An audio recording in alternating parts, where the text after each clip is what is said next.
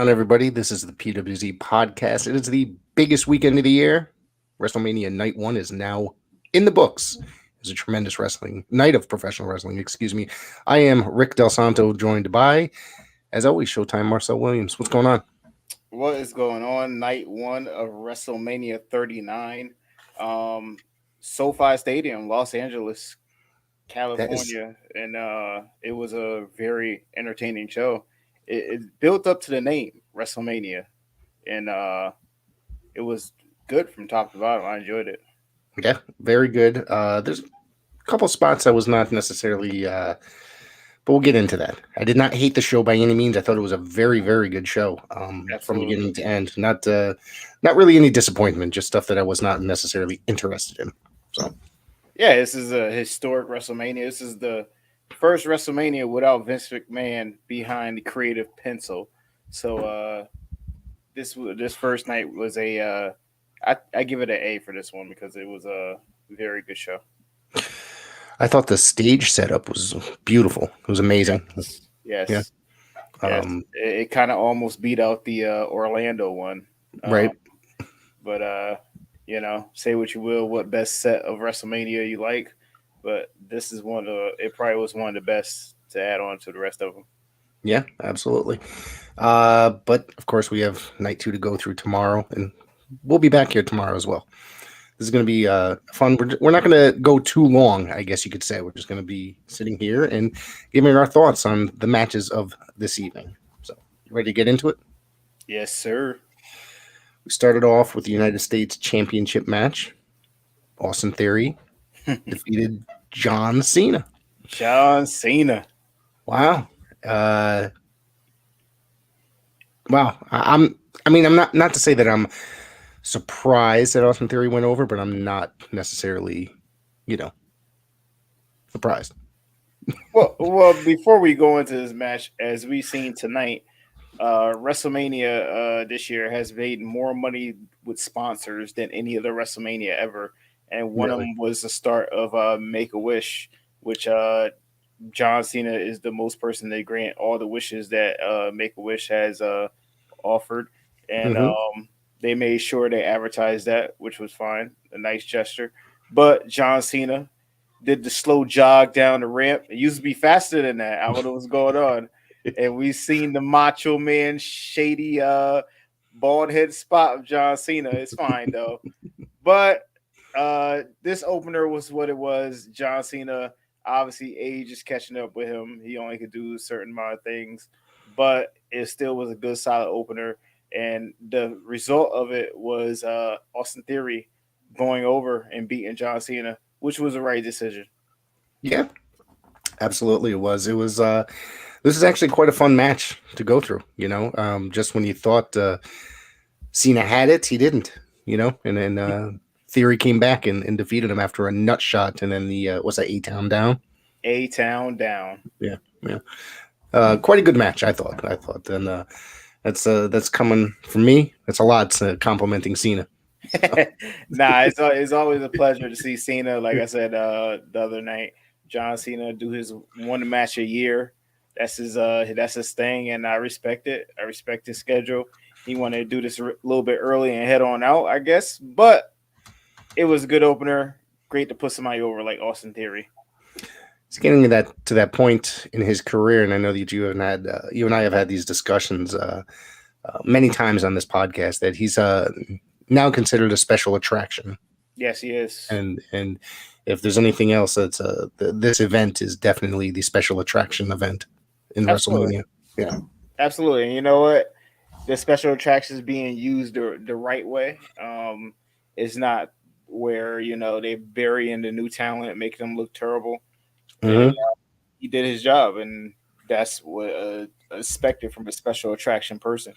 As right. we probably see tomorrow, but we shall see with something else that I'm looking forward to tomorrow. But yeah, John Cena takes the L.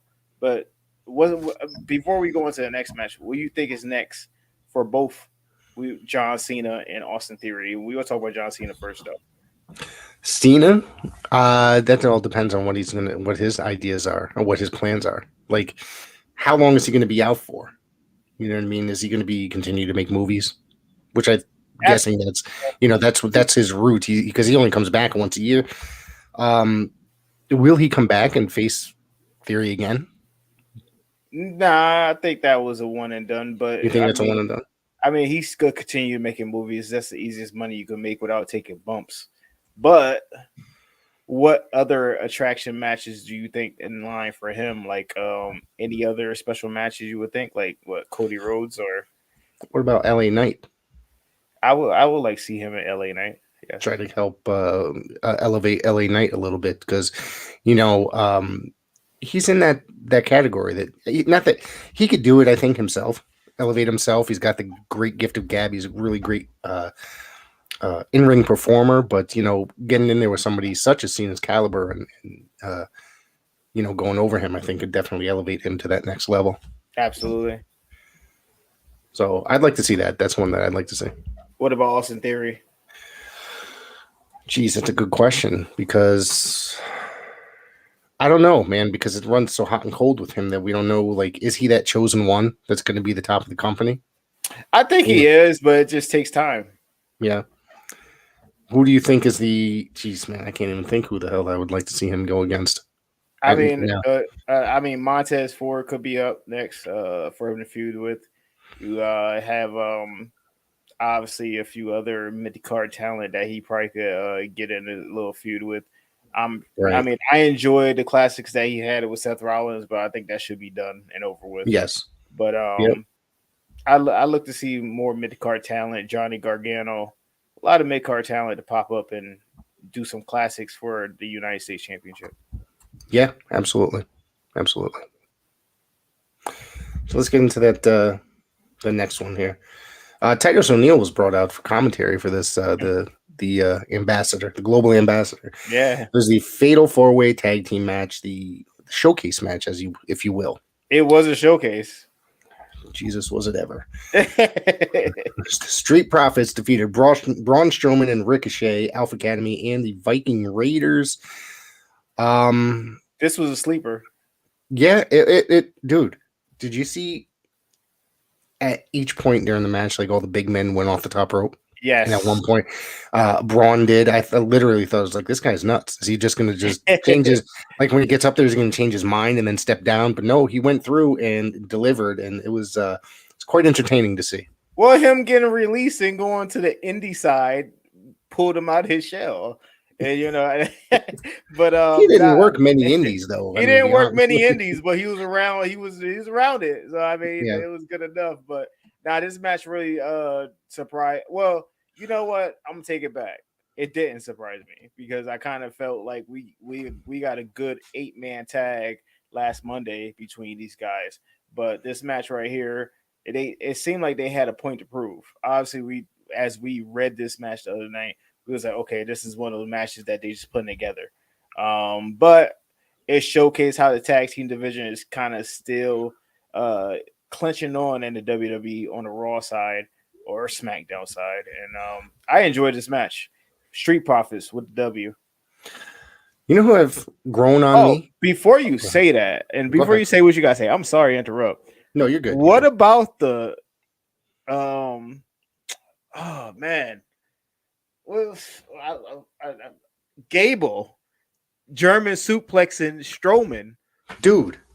I'm lost for words. He just lifted over 300 pounds. He rolled him and lifted him. Exactly. And when I said that, my eyes popped out of my head. I was like, holy shit. Dude. Like, seriously. It was just I had to throw that out there because I was like, wait, when I seen that, I was like, I can't wait to talk to Rick about this one. That was crazy.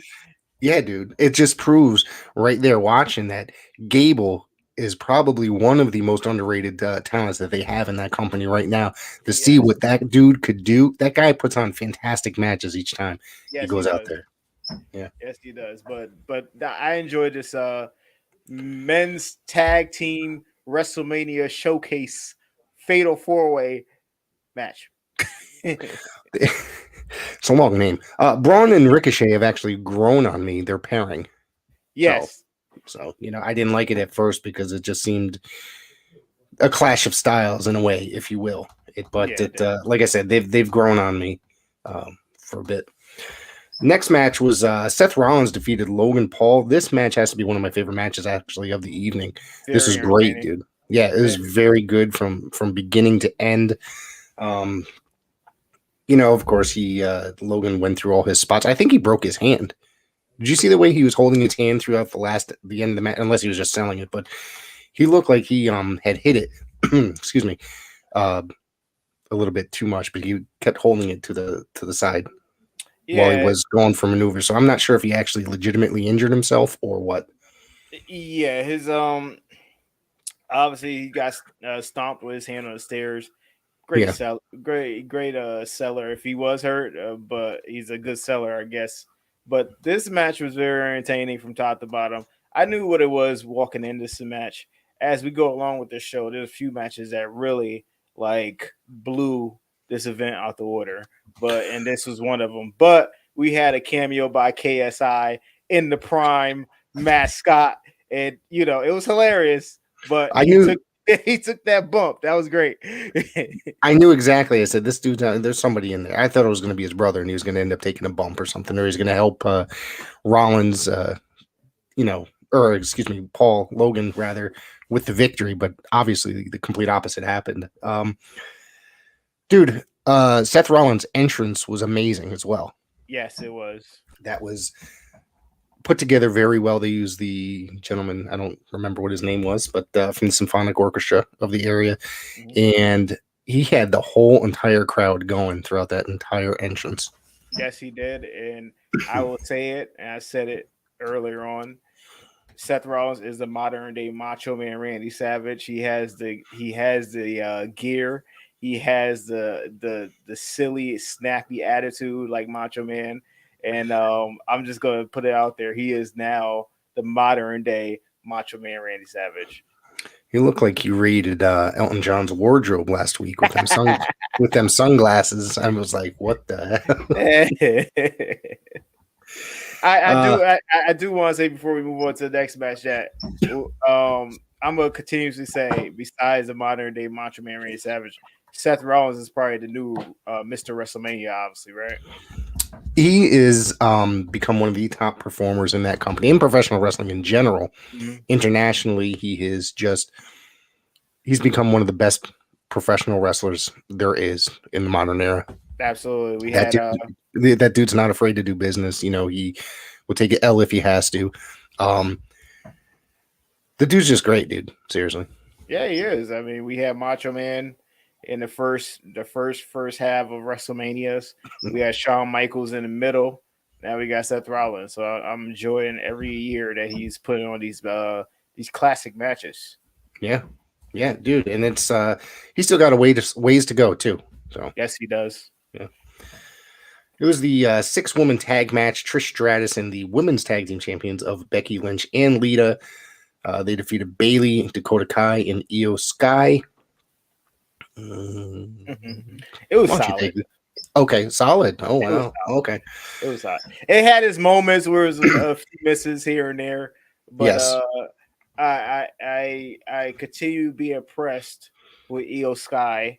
I do. I have watched her on NXT before she even went to the main roster, but right now with her charisma and her talent, she continues to pull out all the stops out of all the women in the ring. She's great. She had a great match this past Monday. Yes. Bayley is once again proven why she's the top performer in the company as well tonight. And let's see. Yeah, that's pretty much all my opinion on that. Becky for the win with Lita and Trish. That's all you can say. Yeah, exactly. We didn't get the Trish heel turn that everybody was talking about. No, there is some rumors that we were, expecting. Some things I'm going to tell you that we're going into this next match. Excuse me. The result was a complete opposite of what I thought it was going to happen. Yeah. But a lot of certain things that happened didn't. Things that we did on our prediction show, basically. So this one was Rey Mysterio defeated Dominic Mysterio. Ex-con Don. What his entrance was amazing, dude. I just want to say, and I know I haven't been on See, I haven't been on this podcast for a hot minute, and there's been a lot of things that happened between the Thanksgiving dinner and the Christmas Day invasion, and him saying that he's not going to make it in jail, and ex-con done. That's all I gotta say. He has, besides the Sammy and Bloodline storyline, Dominic has been the golden talent on Raw. I have enjoyed every bit of it, but my guy been in the prison yard for 2 hours, and and now he's an ex-con. I love the interest, like you said. It was great. This guy right here. Him coming out with the handcuffs and stuff out of the paddy wagon and like, yo. He will forever be ex-con Don to me. This guy, Eddie Guerrero mullet, everything about him is great, and he really has become. And I understand this is the start of the year, but I have to say, if there was like a last year and beginning of the year type of thing, he's like the superstar of the year of the talent that he has put out there that surprised everybody. Okay. I mean, he's vastly I improved. don't want to say superstar of the year. That's a big, but you know what I'm saying. No, like I he get. has. No, he's vastly improved since he's been paired up with the Judgment Day, on his performance level and his skill, I guess you could say. But yeah, he's improved. One of the better characters that they have there. But Rey Mysterio entrance was great too. Throwback to Eddie Guerrero theme and his entrance gear and his mask tribute to the great Muta. But everything else was great, man. The whole match, I enjoyed it. Rey Mysterio with the W, that surprised me. Yeah. I thought that my guess is that, or what I thought was going to happen is Rey was going to be retiring soon, and that he was just going to lay down for his son, put Dominic over to help elevate his career. But obviously, I was wrong. No, everything about this match was good with the cameo, with Judgment Day, with Finn Balor going through the hip hop records of history every week of him putting out lyrics and what he dressed like. And Damian Priest and they invaded the match and tried to interfere. And then we had a cameo by Bad Bunny. But everything else was Phantasmo even made a cameo with his group. But without with all the bells and whistles, with the daughter, with the mom involved, this whole match was entertaining as well. And like I said, Rey Mysterio took the W. That surprised me a lot. We got a new SmackDown Women's Champion in Rhea Ripley defeated Charlotte Flair. This match, probably match of the night, I'd have to say. Yes. This match, these two worked so hard. Lots of near falls, and you saw the drama in their face. They told the perfect story. This match just was phenomenal. This was the makeup match for WrestleMania 36. Yes. This match right here was, without a doubt, if they had a chip on their shoulder that they should have main evented night one, they had a chip on their shoulder. I'll tell you that right now. This match right here was great. Charlotte Flair, and I know a lot of people give her hate about how many title reigns she's won or how many main events she's been in WrestleMania, but Charlotte Flair is the best women's wrestler out there right now. She is absolutely ridiculous. Ridiculous. Yeah. Even from the German, when she landed on her face first. That was insane. I thought that was crazy. Yeah. Yes. So Rhea Ripley, this was her coming out party right here. Long overdue, but patience is virtue, and this was it. And I enjoyed this match from top to bottom. The program build so far before this match even started was trash. I didn't like it, but I knew this match was going to be good, though. I enjoyed this match, and Rhea Ripley regains the SmackDown Women's Championship. Do we have to talk about the next match, or the match that was added last minute? Please, Jesus, don't.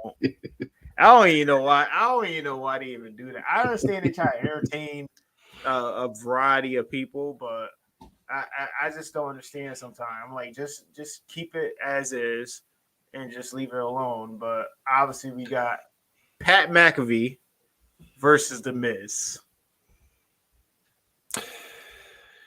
This did not need to happen at all.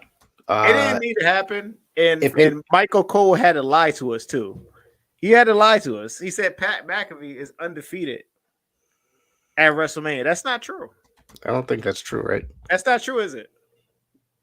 Did he? Nah, you don't have to do no research. I'll tell you in a minute. Okay. He beat Austin Theory. Yes. But didn't he have a He match lost to with Vince McMahon, right? Yes. Okay. Yes. You're right. Yep. They don't want to talk about that. Well, it's unsanctioned. So. This literally brought the show that was pretty much, I don't want to say perfect, but damn near perfect. Yes. It was a great show from beginning to end. This moment brought it down a bunch of steps. It did. It kind of, because it was a really great show. A show that I'd say that, because a lot of times I don't go back and watch stuff. You know what I mean? I'll just go back and watch moments. This could have been one of those shows that, man, that was a really great show. I'm going to go watch it again. That is going to be one of those ones that I'd have to just be like, man, this is crap. Yeah. It was one of those. I would have been real tight if I was there live when this match came on. I would have been real pissed. If there ever was a bathroom break, this was one of them. And you could tell the people in the audience really wasn't even impressed with Pat McAfee coming back. If they didn't do it at the Rumble, it probably would have been more special. But he already came back at the Rumble. So, I mean. Yeah. And why? Like, it made no sense to have this happen. It really didn't. No. But that's just me. Of course, we saw the damn near, 2-year reign of the Usos end tonight at the hands of Kevin Owens and Sami Zayn. A well over a year storyline involving the Bloodline and Sami Zayn. This, I got to tell you, this is the first time in 35 years, 39 years since a tag team match has headlined WrestleMania. Think about it. No, I don't even think about it. It is. The last time a tag team match headline WrestleMania was WrestleMania 1.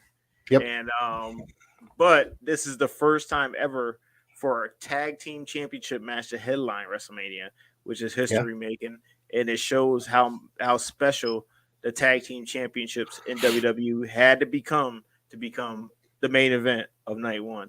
And I enjoyed this match. Shout out to the PWG because they had the PWG logo on their tights. Sami Zayn and Kevin Owens.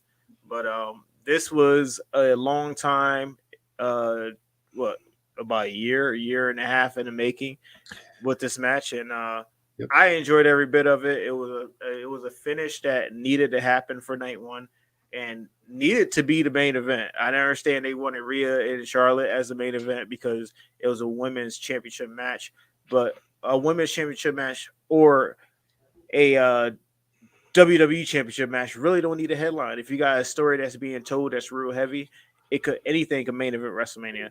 The last few WrestleManias has never ended with a WWE championship match. It always was a story driven type match that ends up at the end. But I enjoyed this tag match. This is a great tag team and championship match. Story driven match right here. Yeah, they had like I said, the story unfolded perfectly.